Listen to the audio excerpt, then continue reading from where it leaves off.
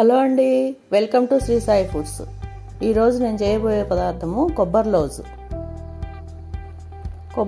కొబ్బరి చిప్పల్ని మనకి కొబ్బరి చిప్పలు ఎంత లౌజ్ చేసుకుంటామో అన్ని కొబ్బరి చిప్పలు తీసుకుని మిక్సీ పట్టుకోవాలి. సన్నగా ముక్కలు తరుక్కొని మిక్సీ పట్టుకోవాలి. ఆ మిక్సీ పట్టుకున్నటువంటి తురుముని బాండీలో వేసుకుని దాని తీపికి సరిపడా బెల్లం వేసుకోవాలి. నేను 4 కొబ్బరికాయలు తీసుకున్నాను. దానికి 3/4 కిలో బెల్లం పట్టింది. తీపికి సరిపడే బెల్లం వేసుకుని తురుము బెల్లము 2 కలిపి స్టవ్ మీద పెట్టి కలుపుకోవాలి. స్టవ్ ఆన్ చేసి సిమ్లో పెట్టుకుని కలుపుకోవాలి. దాంట్లో ఇంకా నీళ్లు పాలు ఏమీ వేయక్కర్లేదు. కొబ్బరిలో ఉన్నటువంటి ఆ తేమతోటే బెల్లం కరిగి పాకం వస్తుంది. ఇలా చేస్తే నిల్వ ఉంటాయి. 1 వారం 10 రోజులైనా నిల్వ ఉంటాయి.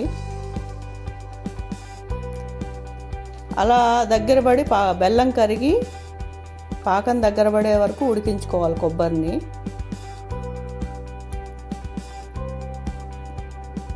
ఇలా కలియబెట్టుకుంటూ మధ్య మధ్యలో కలియబెట్టుకుంటూ ఉడికించుకోవాలి. కొబ్బరి బెల్లం బాగా పాకం దగ్గర పడి చేతికి అంటుకోకుండా ఉండే విధంగా చూసుకోవాలి. దగ్గరికి వచ్చిందో లేదో చూసుకుంటూ కలయబెట్టుకుంటూ ఉండాలి. మనం పక్కకు తీసి పెట్టుకున్న ఆ కొంచెంని తీసి చేతికి అంటుకోకుండా వస్తుందో లేదో చూసుకోవాలి.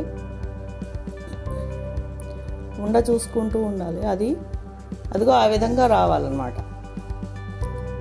ఇలా చేతికి అంటుకోకుండా ఉండాలి. అలా వచ్చిన తర్వాత చల్లారిన తర్వాత ఉండలు చుట్టుకోవాలి. ఇవి 1 వారం 10 రోజులైనా నిల్వ ఉంటాయి. నీళ్లు పోస్తే నిల్వ ఉండకుండా బూజు వచ్చేస్తాయి, వాసన వచ్చేస్తుంది 1 వారం 2-3 రోజులకి. కొందరు పాకం బట్టి కూడా చేస్తారు, కానీ దీంట్లోనే పాకం వచ్చేస్తే ఇట్లా ఉంటే టేస్ట్ బాగుంటుంది, నిల్వ ఉంటాయి. రెడీ అండి కొబ్బరి లౌజు. Please like, share and subscribe చేసుకోండి. Thank you.